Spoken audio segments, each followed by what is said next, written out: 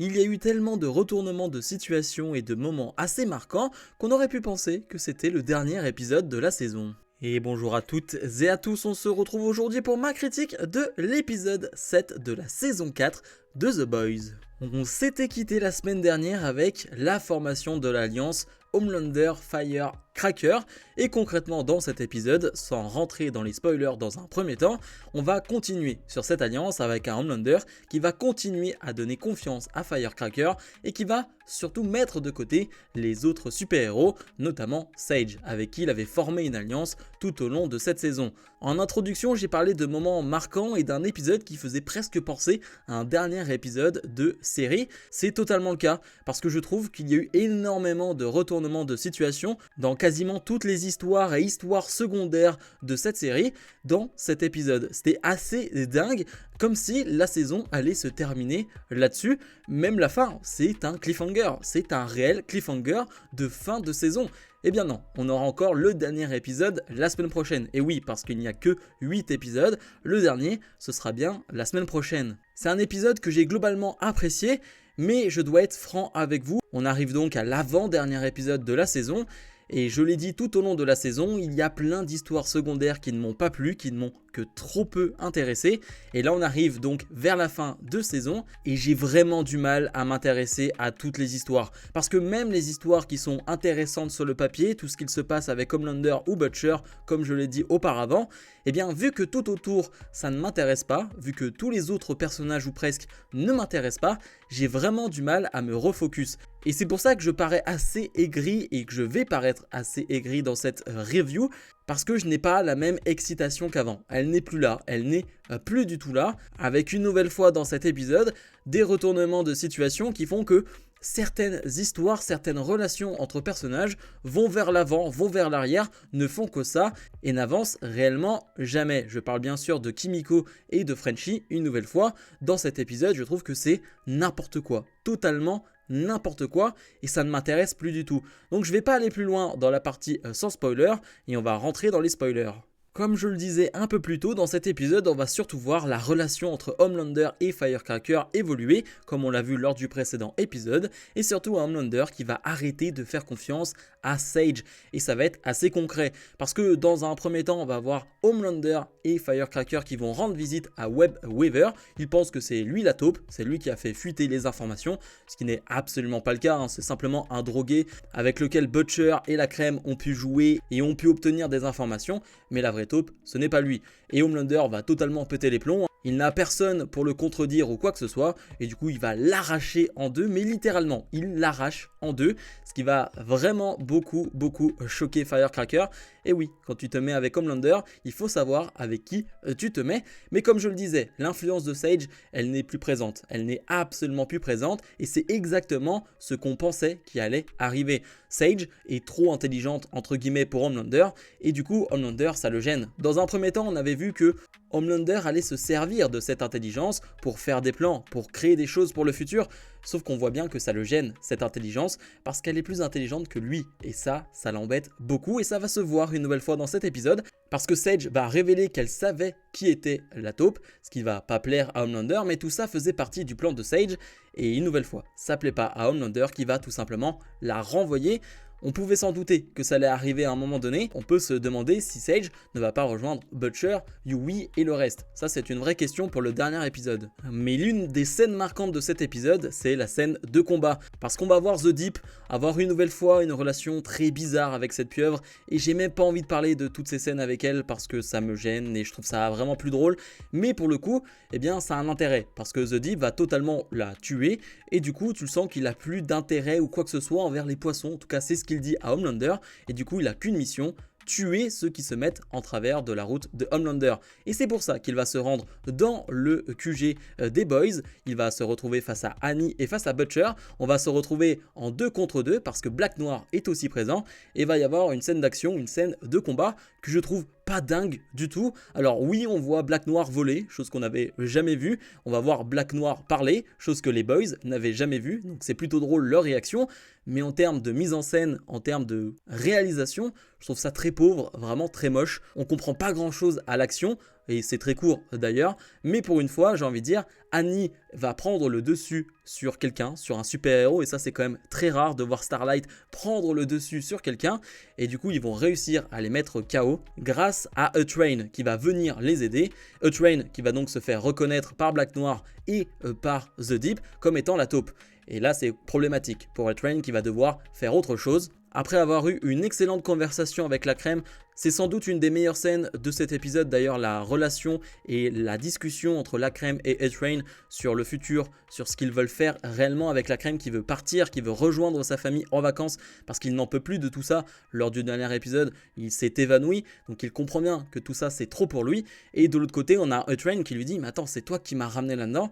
Et il lui dit merci pour ce que tu as fait. Et je trouve que c'était vraiment une très jolie scène. Mais après cela, A-Train, évidemment, étant reconnu comme la taupe, doit s'en aller, doit partir. Il va aller voir Ashley. Sauf que tu comprends qu'Ashley, elle est piégée. Oui, elle aimerait partir. Oui, elle aimerait s'en aller à Florence avec A-Train.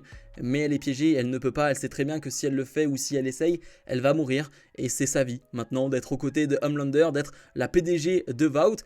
Et même si elle n'est pas heureuse, même si elle en stresse à en perdre les cheveux, eh bien elle est obligée de faire ça. C'est la crualité de la chose, mais Ashley ne peut pas partir. C'est vraiment triste. Alors que A-Train va s'en aller, la crème, lui, va bien rester. Ne part pas en vacances, chose qu'il voulait faire. Il va bien rester, mais surtout, il va donner le pouvoir à Butcher. C'est Butcher qui reprend les commandes des The Boys.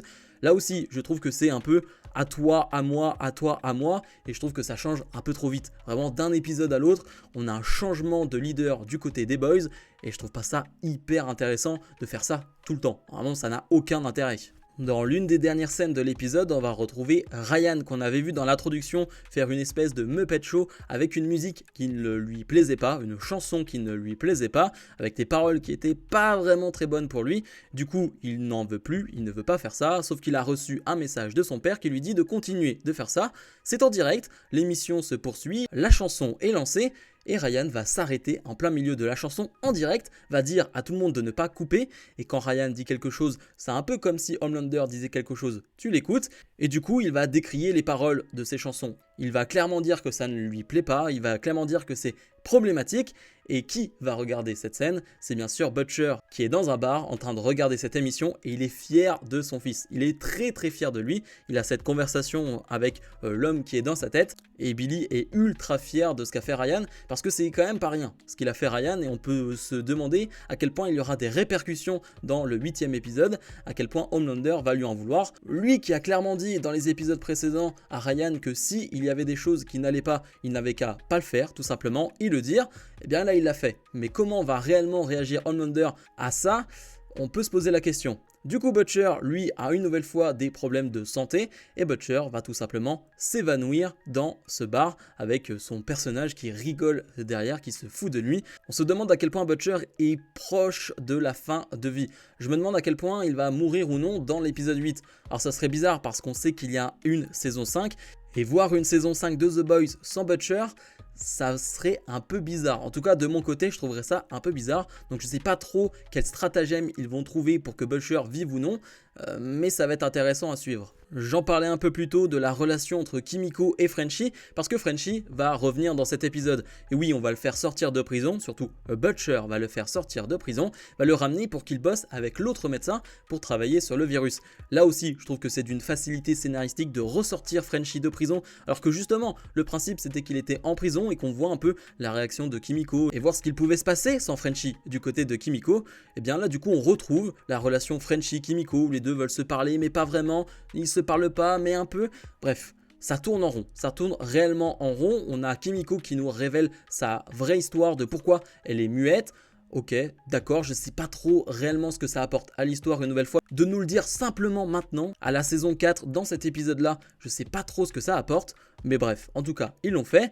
Du coup, Frenchie va bosser sur ce virus avec le médecin, sauf que le médecin va bien les piéger. Le médecin va piquer Kimiko avec ce virus au niveau de la jambe. Le médecin va même s'en aller et Frenchie ne va avoir qu'une seule solution. Il n'y a qu'une seule issue, c'est couper la jambe de Kimiko. C'est bien dégueu, mais c'est une scène que j'aime bien. C'est vraiment une scène que j'aime bien parce qu'on voit que Frenchie n'hésite pas une seule seconde parce qu'il sait aussi que Kimiko a ses membres qui peuvent repousser. D'ailleurs, c'est très drôle parce qu'après, on va avoir une scène un peu à la Deadpool avec cette jambe de bébé qui va repousser du côté de Kimiko. Donc c'est plutôt très drôle. Et donc Kimiko qui, certes, n'a pas été atteinte par le virus parce que le virus n'a pas pu se propager dans tout le corps, mais on comprend que le virus est bon. Donc ça aussi, ça peut être intéressant pour la suite. Et une nouvelle fois, qu'est-ce qu'ils vont réussir à en faire? Clairement, Frenchie le dit, ce serait pas assez fort sûrement pour le Homelander, mais le virus serait assez fort pour Victoria. Et c'est aussi une cible. On a eu une conversation aussi plutôt dans l'épisode entre Yui et Neumann.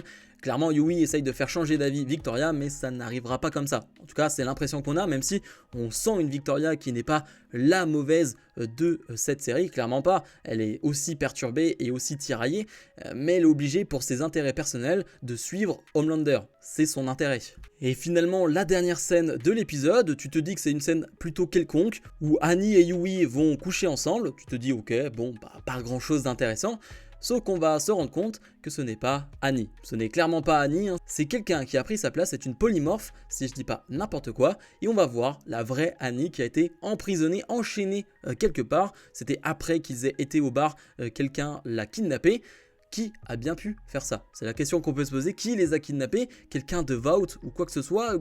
Firecracker? Je sais pas trop. Est-ce que ce serait pas Sage? Je ne sais pas. Sous les ordres de Sage? Je ne sais pas. Qui a bien pu faire ça? Mais vraiment, comme je le disais, ça ressemble presque à une fin de saison parce qu'avec tous ces cliffhangers, tous ces moments assez marquants, Annie qui est emprisonnée, qui se retrouve enchaînée, qu'est-ce qui va bien se passer? On peut clairement s'attendre à un final explosif. Là, avec tout ce qui est mis en place, avec la possible mort du président, c'est ce qu'on essaye de planifier du côté des Seven. Je veux dire, il y a beaucoup de choses, beaucoup d'enjeux pour ce dernier épisode qui, je l'espère, ne va pas me décevoir. Je vais pas faire un bilan de la saison aujourd'hui, on le fera la semaine prochaine, mais je pense que pour ceux qui suivent chacune de mes critiques chaque semaine, vous avez compris que ce n'est pas ma saison préférée. Loin de là, c'est sans doute celle que je préfère le moins. Alors évidemment, il y a toujours des hauts qui sont très hauts, mais il y a des bas qui sont vraiment très bas. Du coup, je suis très partagé et j'attendrai la semaine prochaine pour réellement faire un bilan de cette saison. Bref, comme d'habitude, je vous invite à mettre un maximum de pouces vers le haut, à vous abonner et nous on se retrouve dans la semaine pour d'autres critiques sur la chaîne. Salut!